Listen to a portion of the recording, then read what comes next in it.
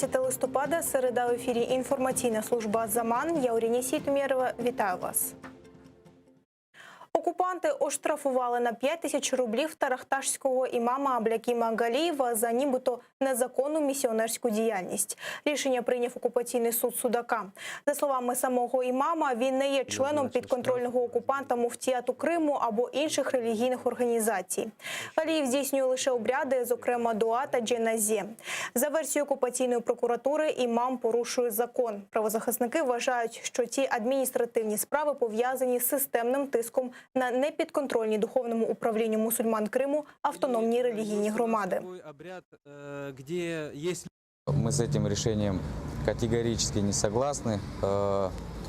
Вчера на судебном заседании был адвокат Курбединов. Он подавал ходатайство на то, чтобы рассмотреть в зале судебного заседания видеозапись, которая была произведена в мечети и которая легла в доказательную базу виновности в отношении Галиева.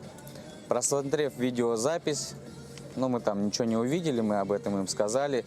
В принципе, судья тоже так немножко была в шоке от того, что увидел. Но тем не менее, суд вынес решение. Для того, чтобы провести религиозный обряд, который является обязательным в нашей религии, как джума-намаз, нас подводят к тому, что мы должны брать разрешение либо у государства для того, чтобы зайти там и провести этот обряд, либо нас толкают на то, чтобы мы брали разрешение у агентов этого государства в лице Думка.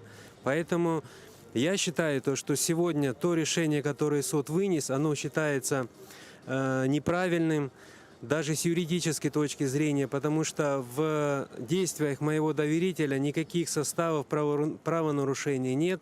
Он выполнял свой религиозный обряд в мечети, в культовом сооружении, так же, как и остальные мусульмане, которые туда пришли. Раніше окупаційні суди в Криму за такими ж звинуваченнями оштрафували сімферопольського імама Расіма Дєрвішева. Адміністративні справи були відкриті проти імамів з села Зарічне Сімферопольського району Арсена Кантімірова, Асана Бікірова, імама релігійної громади Алуш та Юсуфа Аширова. Його також оштрафували на 5 тисяч рублів. Ділявіра Халілова через проведення п'ятничного намазу в мечеті села Завєтна Совєтського району звинуватили в проведенні несанкціонованого мітингу, оштрафували на 30 тисяч рублів. Правозахисники вважають, що ці адміністративні справи пов'язані з системним тиском на непідконтрольні духовному управлінню мусульман Криму. Окупаційний Верховний суд Криму визнав законним попередження кримсько-татарській активістці Лутфі Язудієвій. Правозахисниця отримала відмову в апеляції на рішення Джанкойського районного суду за її позовом про визнання незаконними дій співробітників окупаційної прокуратури. У травні вони винесли кримсько-татарській активістці попередження про неприпустимість екстремістської діяльності. За словами адвоката Олексія Ладіна, окупаційні співробітники прокуратури посилалися на нібито секретні дані, які отримали від ФСБ. На його думку, ці дані не надали через те, що вони нічого не доводять. Сама Лутфі Язудієва вважає, що видача таких застережень – це відверта спроба чинити тиск на тих, хто висвітлює резонансні події на окупованому півострові. Сегодня в суде я неоднократно говорила о том, что нельзя ставить знак равенства между экстремистской деятельностью или какой-то антиобщественной деятельностью и работой журналиста, работой правозащитника. Это совершенно разные вещи.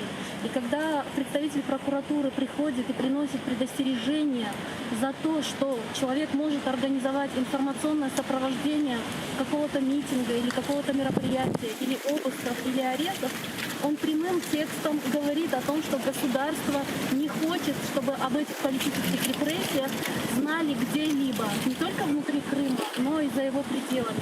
Конечно, мы с этим не согласны. Мы не согласны с законностью таких предостережений, потому что каждый человек имеет право на свободный доступ к информации, а журналисты имеют право на освещение любых событий на территории полуострова. И ни силовики, ни органы власти, ни какие-то заинтересованные лица не могут оказывать давление на работу таких людей для того, чтобы скрыть свои преступления. політиці невизнання окупації Криму не може бути подвійних стандартів. Заступниця міністра закордонних справ України Емінія Джапар закликала БМВ виправити навігаційні мапи в автівках. Вона нагадала про невизнання Європейським Союзом окупації українського півострова. Тому і компанія має дотримуватись законів та резолюцій Генасамблеї ООН. Нагадаю, у навігаційних комплексах автомобілів БМВ, що продаються в Росії, з'явилася можливість встановити карту, на якій окупований Крим показаний як частина Російської Федерації. Для цього треба зайти на сайт компанії і завантажити відповідний файл.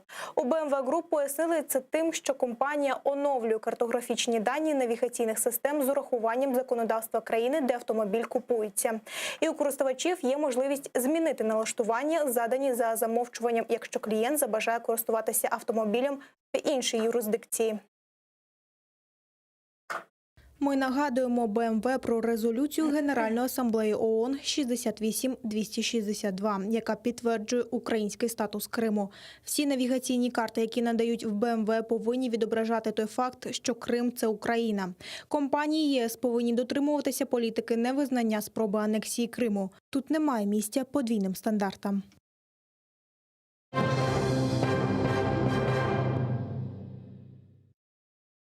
Замість адаптивного – загальний карантин з локдауном у вихідні. Уряд ухвалив нові обмеження для боротьби зі стрімким поширенням COVID-19.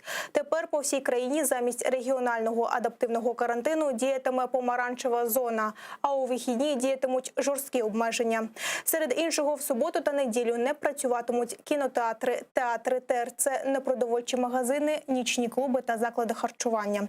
Торгувати можна тільки на виніс. Водночас обмеження не стосуються аптек, продовольчих крамниць, АЗС, СТО та громадського транспорту. Прем'єр-міністр Денис Шмигаль назвав обмеження неприємними, але необхідними. Та додав, що уряд частково компенсуватиме зарплати працівникам без роботи. Крім того, запускають програму кредитів, де 80% покриватимуть за рахунок бюджету. Міністр охорони здоров'я України Максим Степанов вважає повний локдаун дієвішим методом, але визнав, що це стало б надто важким випробуванням для економіки.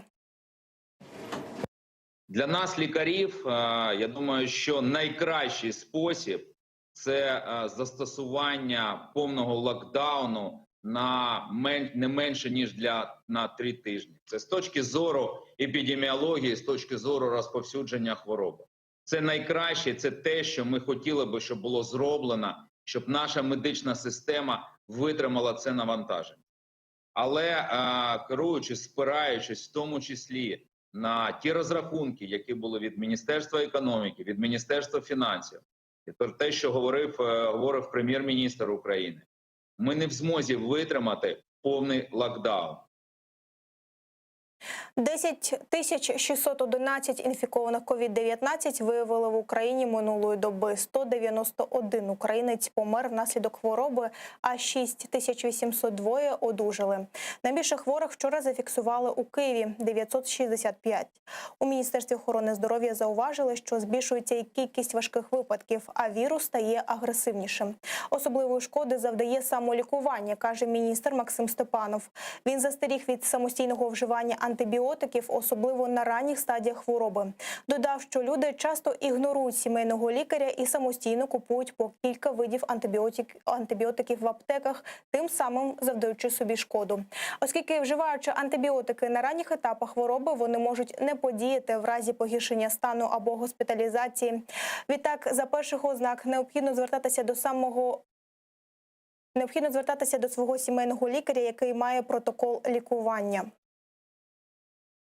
Я прошу вас, шановні українці, припинити самолікування для того, щоб надавати кваліфіковану медичну допомогу. Головне – допомогу медичну, від якої вам буде ставати легше, ви будете одужувати. Це треба, щоб робив виключно лікар. Він знає, в якому стані ви перебуваєте і що саме в цей момент треба давати.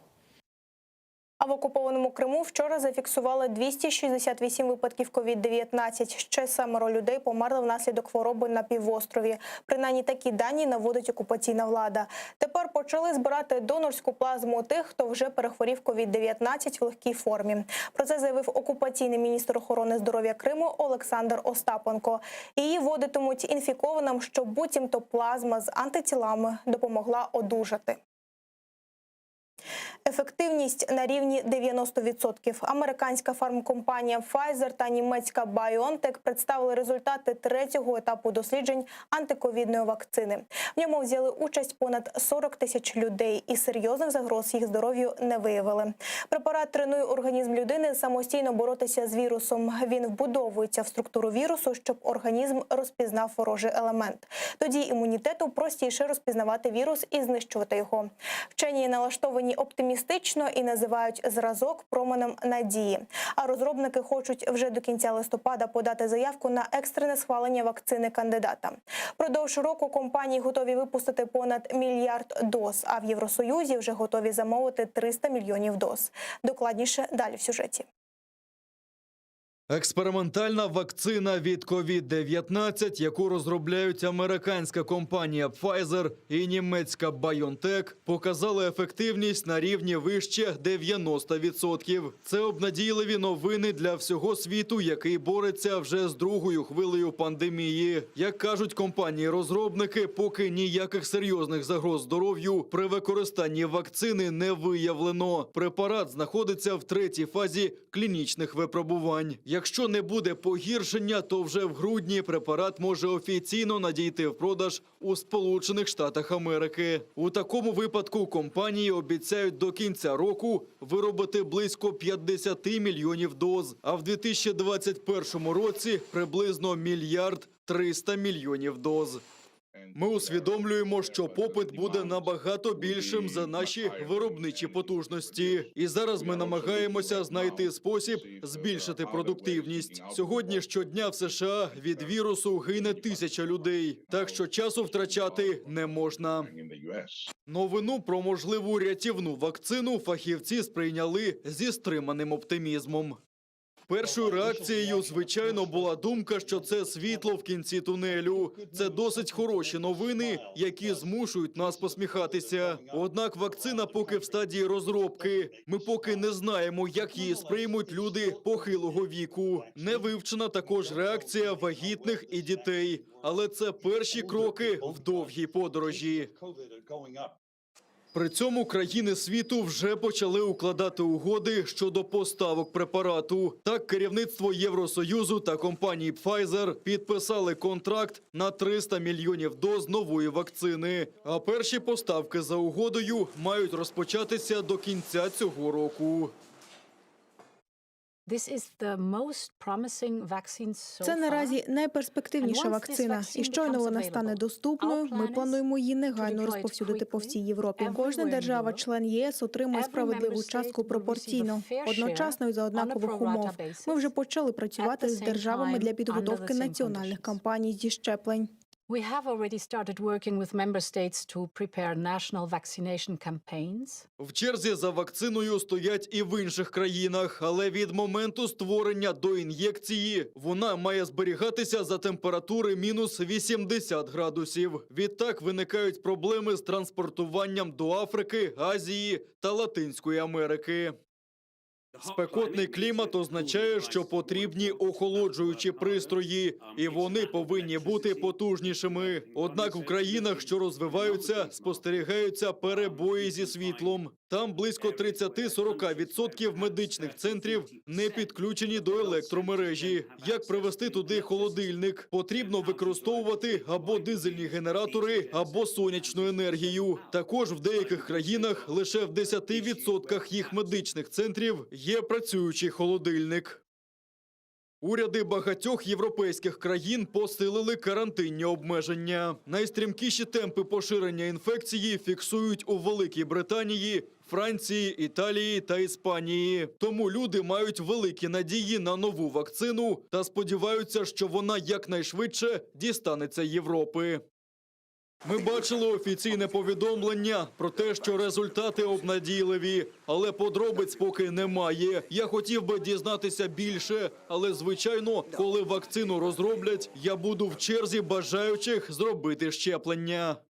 Вони повинні припинити вживати заходів, а просто надати вакцину. Це все триває майже рік, але вакцини досі немає. Компанії Pfizer і BioNTech кажуть, що вартість доз буде нижчою за середню ринкову. Вони також відзначають, що ціна буде змінюватись в залежності від країн і регіонів. Владислав Стожук, Заман, АТР.